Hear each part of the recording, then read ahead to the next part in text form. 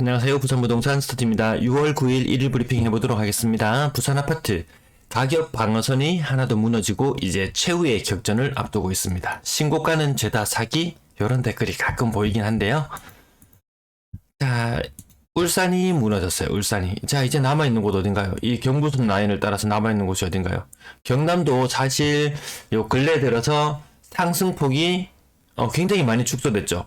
경남 지역 지난번만 해도 한 0.08쯤 됐을래나? 아무튼 상승폭을 굉장히 많이 반납하고 있는데요. 이 비단 도지역, 다른 도지역 살펴보면은 충남, 전남이 무너졌고요. 그나마 전북이랑 경북, 충북, 강원 버티고 있지만 부산이 뭐 0.012% 상승 요만큼 할 무렵에 일반 도지역은 0.1 소수 첫째 단위까지 보였었는데 아무튼 요게 무너져 내렸습니다. 그리고 울산 지역 전세도 지금 보합까지 떨어졌어요. 전세도 그나마 좀 멀쩡하던 전세까지 보합으로 떨어졌는데 부산 보합 유지하고 있습니다. 근데 이 보합이라는 이 의미가 가격이 안 떨어진다, 현재를 유지한다 이런 의미가 아니에요. 네, 실제로 보시면 가격 10% 정도 하락이 아주 빈번하게 출현한다. 그 정도로 보시면 되겠습니다. 매도 물량, 임대 물량 보시겠습니다. 자, 매도 물량 목요일은 감소하는 날 41,200건 정도 유지하고 있고요. 아마 금요일, 토요일도 상승할 그런 모습 보일 것 같습니다. 계속 증가하는 추세 변하지 않았어요. 전세 물량도 마찬가지로 변하는 추세 느리게 상승하다가 뭔가 활처럼 휘어 올라가는 듯한 이런 모습, 이런 상승. 가격 상승할 때 보셨으면 아시겠지만 이 현상 좀 무섭거든요. 전세 월세 물량 소폭 감소. 전체 임대 물량도 소폭 감소했지만 15,000건 이상 유지하고 있습니다. 거래량 거래대금 보시겠습니다. 오늘의 거래량 아닙니다. 이거 어제의 거래량이에요. 어제 거래량 신고되었던 게 여기 3일치 집계거든요. 3일치 집계 나누기 3을 해보면은 약 한 40건 아니 40몇 건인가요? 3, 4, 12, 3, 7은 20. 한 47건 거래됐어요. 요 느낌 아시나요? 하루에 47건, 48건 거래됐다면 요 1, 2월 달의 느낌이잖아요. 아니야, 그때보다 지금 분위기가 좀 좋아져서 거래가 많다 이렇게 느끼실 텐데, 그럼 오늘 이렇게 거래가 양이 회복되어야 되거든요. 과거에 한번 그런 사례가 있었잖아요. 휴일 지나고 나서 그 다음날 거래 신고가 없어서 뭔가 좀 찝찝했다. 그래서 그 다음날 보니까 아마 제 부산 영상 중에서는 가장 많은 분들이 시청하셨던 영상 같은데, 야, 그게 뭐가 심각해? 라고 받아들였던 그 영상. 근데 그 다음날 거래 신고가 엄청나게 되었어요. 뭐 이틀치, 예를 들면 이런 상황이었어요. 이틀치 거래가 신고되었는데 한 60건 정도가 신고되었어요. 그러면 하루에 30건밖에 거래 안 되었다면은 이건 정말 거래가 없던 1월달의 모습과 아주 흡사하거든요. 근데 야, 이게 5월 말 뭐 그맘때쯤에 이 현상이 한번 일어났어요. 야, 그래서 거래량 이상하다 이런 이야기를 말씀을 드렸었는데 그 다음날 되니까 거래가 한 200건인가 이렇게 신고되었어요. 그래서 부족한 거래를 3일치 한 260건 되어서 나누기 3을 하니까 하루에 80건 이상 거래되어서 지금 현재와 유사한 형태를 보였었는데요. 자, 요거 지금 47건 거래되었어요. 3일치 47건, 142건. 그럼 오늘 신고가 되었는 것이 5, 6월달 거래량 88건을 더해보니까 몇 건인가요? 여기에 더하면은 한 230건 돼요. 230건 나누기 4일치. 그럼 하루에 56건, 하루에 56건. 그럼 거래 평상시보다 지금 갑자기 거래가 좀 줄어들었어요. 하루 평균 56건 거래되었다면 요 근래 하루 평균 한 7, 80건씩 거래가 되었거든요. 근데 최근 4거래일 동안 56 곱하기 4건이 거래되었다고 보시면 되는 거예요. 이 거래를 조금 속이기 위해서, 요건 약간 음모론적인 접근이에요. 음모론적인 접근인데 이 근래 없던 현상이 나타난 거예요. 기간의 신고 건수가 27건이나 돼요. 기간의 신고 건수가. 이건 벌금 먹는 거잖아요. 이거 기간의 신고 건수 한 달 지나면은. 근데 이거 전월세였잖아. 이 기간내를 집계했지 거래량 집계 신고 이렇게 많이 오차 생기는 경우가 없어요. 근데 오늘 좀 특이한 모습 나타나서 아무튼 그러면 이렇게 되면 거래량이 좀 더 부풀려져요. 네, 맞죠? 그런 현상을 우리는 느낄 수 있는데, 야, 뭔가 좀, 야, 왜 이러지? 이런 느낌. 이게 뭐 어차피 다 개개의 업장에서 신고하는 부분이기 때문에 좀 의도하는 부분이 있을까 싶기도 하지만 아무튼 좀 특이한 현상이에요. 야, 이거 올랐는 거 이거 다 사기 거래 아니야? 이런 이야기 있는데요. 요 취소 비율, 제가 요 차트로 나타내는 부분들이 있는 부분 중에서 취소 비율이 얼마나 되나 보면 좀 심각할 때가 있었어요. 과거에는 집값을 한번 띄우려고 하면 노란색 선 기준으로 한번 보실게요. 집값을 한번 띄우려고 하면 집값이 올라서 거래를 취소한 것인지 아니면 의도적으로 이 허위 신고를 해서 가격을 띄운 상태에서 취소를 하는 것인지 이게 좀 복합적으로 나타나요. 이 초창기에 끌어올릴 때는 실제로 좀 허위 신고가 있는 경향이 있는 것 같아요. 제가 수치상으로 봤을 때는. 근데 가격이 확 오르는 단계에서는 거래량이 더 폭발하면서 거래량이 확 터지면서 가격이 오르는 상태에서는 실제로 매도 계약을 맺었다가 취소, 뭐 배액 배상을 하고 취소하는 사례들도 물론 있기는 해요.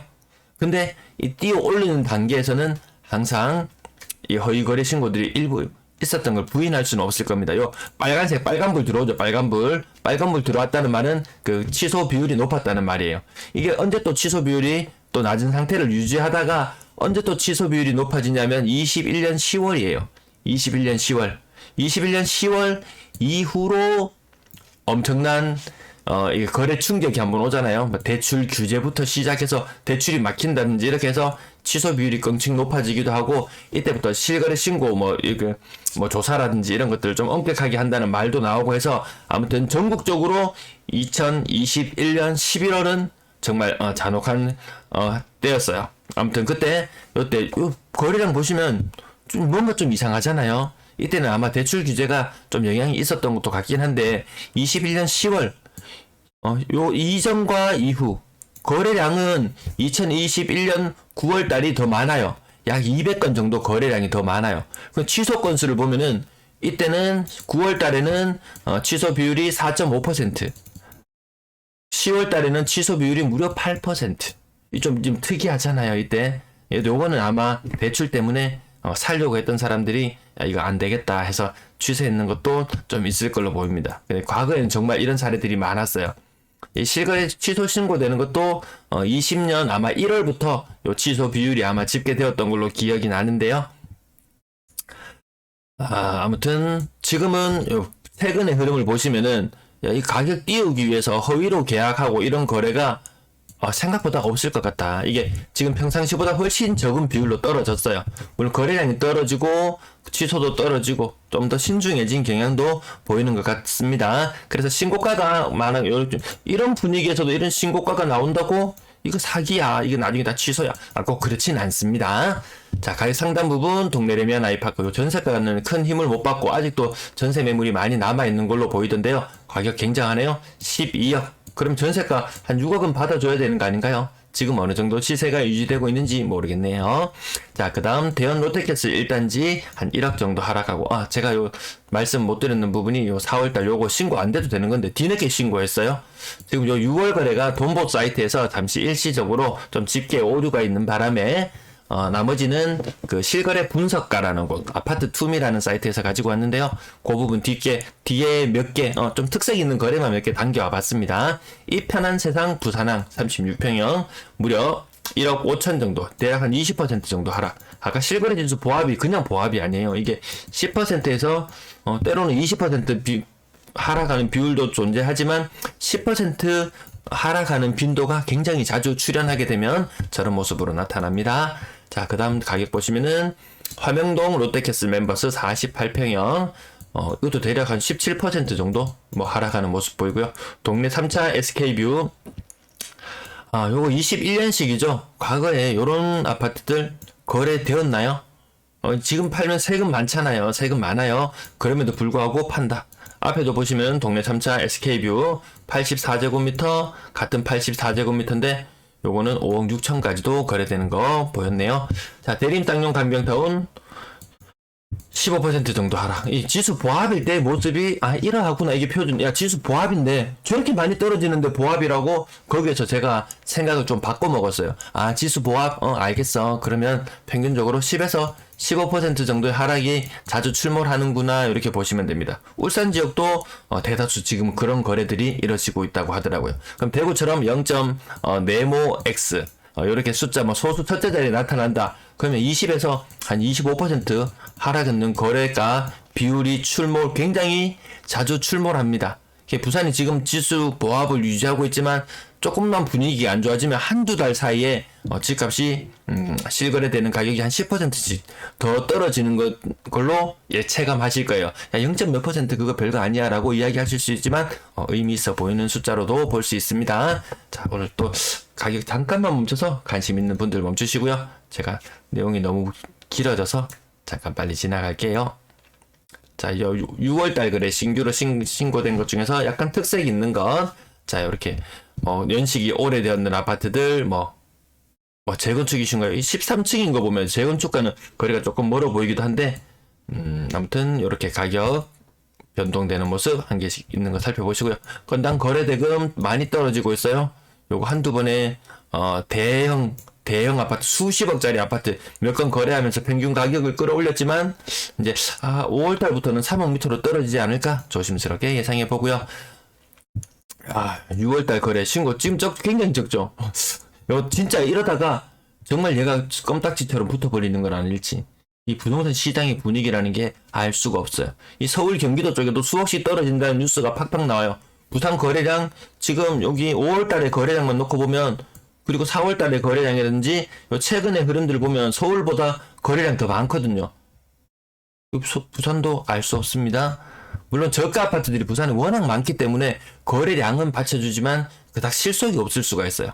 3억 미만 거래 비중도 요건 완전히 바닥을 기고 한 65% 정도를 유지하고 있고요.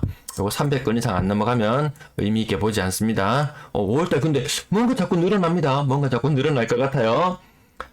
자, 거래 비중은 10%가 채 되지 않는 모습이고요. 분양권 7건 중에서 신고가 1건이 있었습니다. 여기 가격 부분 보시면 신고가 나타난 것이 어딘가요? 제가 아까 한 곳을 표시해 뒀는데 그냥 지나쳐 버렸네요. 아직까지 시세 그런 대로 유지하는 곳이 있고 현대, 힐스테이트, 이진, 베이비시티 어딘가에 하나 고가 찍어버리면 나머지는 막 복상 망한 것처럼 이렇게 느껴지는 거래가 나오기도 합니다. 분양권도 크게 고가격 이렇게 거래되는 거 오늘도 보면 한 2건 정도만 제법 고가격이 보이고 나머지는 그 생각보다 분양권 시장 힘이 별로 없습니다. 그 닭이 먼저냐 달걀이 먼저냐, 분양권이 먼저 떨어지냐 주변 아파트가 먼저 떨어지냐, 요 다툼이 아마 추후에 또 한번 논쟁거리가 될 것 같습니다. 전세 거래량 139건 중에서 신고가 7건, 신고가 현저히 줄어드는 거 보이시죠? 신고가 앞으로도 더 많이 줄어들 수 있습니다. 10% 미만으로 떨어지는데도 그럼에도 보합이다. 야, 그러면은 저 전세 실거래 지수 보합의 의미가 신고가 한 10% 정도? 15% 정도면은 그렇구나. 100건 중에서 85건이 떨어지고 15건이 오르는 거래가 나타나면 얘는 지수 보합. 뭔가 우리가 좀 틀을 약간 바꿔볼 필요가 있을 것 같습니다. 자, 전체 가격부터 보시면 억 단위로 크게 변동 있는 것만 동그라미 칠게요. 5천만원 떨어지는 거 이런 건 생략하고 억 단위로 떨어지는 것 이렇게 보면 오른 것도 한 개 있긴 해요. 오른 것도 120제곱미터 이렇게 오른 것도 한 개 눈에 띕니다. 이거 사기야 이렇게 볼 수는 없습니다. 이렇게 볼 수는 없어요. 자, 억 단위로 떨어진 것만 동그라미 쳐도 거의 제가 한 동그라미 절반 정도, 아마 거의 절반 정도 동그라미 치고 넘어갈 것 같습니다. 그 10건 중에 5건이 억 단위로 떨어지죠. 부산 분들도 이렇게 억 단위로 떨어지는 곳, 야, 우리 집은 않잖아, 우리 집은 괜찮아, 언제든지 인기 많았어. 그게 아니고 억 단위 넘어가고 한 2억 정도 되는 사람들은 미리 좀 대출을 알아봐 놓으셨다가 이 역전세에 좀 대비를 해 놓으셔야 돼요. 생각보다 대구에서 그 현상들이 지금 나타났고 분쟁 사례들이 조금씩 생겨나고 있습니다. 네, 다주택자들 2주택 이상 되어서 3주택 2주택 되어서 대출이 안 나온다. 생활자금 대출 1억 정도 받아서 그 정도는 해결해 줄 수 있지만 정말 전세가가 한 2억까지 차이 나는 경우도 간혹 생기기도 하더라고요. 근데 부산이 과거에 전세가가 상대적으로 좀 쌌었기 때문에 그나마 대구 같은 현상은 조금 덜 할 것 같아요. 근데 요 최근의 트렌드를 보시면은 싼 전세를 찾는 사람들이 더 늘어나고 있다. 금리 때문에. 그리고 높은 전세 찾는 사람들은 줄어들고 있다. 그게 막 5억대의 전세 살던 사람들이 3억대로 나는 가야 돼. 아니면 5억짜리 집이 3억으로 바뀐다. 이런 일들이 실제로 일어나고 있어요. 근데 5억짜리에서 3억짜리 전세를 잘 가진 않지만 6억짜리가 4억으로 가는 일들은 출해하고 있습니다. 평균 전세 가격 제가 추세를 그어봤는데 이 부산에 원래 예전에 이 빨간색 있는 노란색 선을 보시면 아시겠지만 이때의 평균 전세가 자체가 좀 낮았어요. 그렇기 때문에 역전세에 대한 우려는 그렇게 크지는 않습니다. 네, 2020년도에 살았던 사람이 평균 전세 가격이 가을장이 10월 달이 되어서 이주가 많아질 때쯤 되면 한 2억 4천쯤 되죠. 2억 4천쯤. 그리고 이 추세상 지금 흐름으로 가보면, 따라가 보면은 나중에 2억 3천쯤 돼요. 요 두 개의 갭 차이가 한 1,500만 원. 한 2억 4천, 2.4억짜리가, 한 2.3억이 변한다. 2.45억짜리가 2.3억으로 변한다. 그럼 4.5억짜리가 얼마로 변한다는 말인가요? 4.9억짜리가 4.6억으로 바뀐다. 이 갭이 많이 크지는 않지만 일부 준비해야 되는 사람도 있을 수 있다. 이때 엄청난 평균 전세가가 엄청 올랐을 때, 요 사람들이 빠져나갈 때쯤 되면 좀 우려스러운 부분이 생길 수도 있어요. 근데 올해는 뭐 크게 뭐 역전세나 이런 부분 때문에 그렇게 고민하진 않을 것 같지만, 그래도 생각보다 아까 요 가격대 다시 한번 보시면은 억 단위로 떨어지는 것들 있죠. 억 단위로 떨어지는 아파트가 있다면 마음의 준비는 조금 해놓을 필요는 있다. 이렇게 봐집니다. 금리가 오르면 오를수록 세입자들도 버티는데 한계가 있을 것 같더라고요. 월세 거래량 62건 신고되었고 예전보다 많은 거래량. 그렇지만 가격은 어느 정도 수준, 어느 정도 유지되고 있고요. 전세 보증금도 일정 수준 유지하고 있는 모습. 임대 거래량 3,112건. 부산도 월세가 더 많아질래나?